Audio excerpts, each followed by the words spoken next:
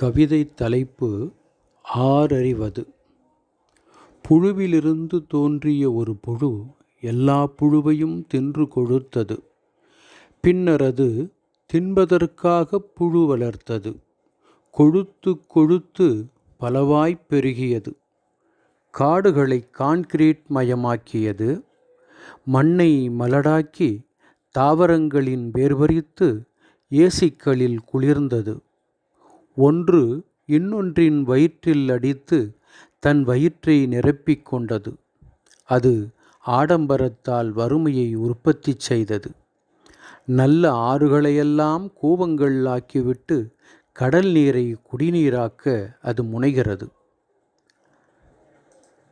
நல்ல காற்றை கெடுத்து கெட்ட காற்றை நல்ல காற்றாக்கி குடுவைகளில் அடைத்து சுவாசிக்க தயாராகிறது. உலகின் இயற்கை வளங்களையெல்லாம் சூறையாடுகிற அது எதிர்காலத்தில் தன் கழிவையும் உணவாக்கி உண்ணலாம்.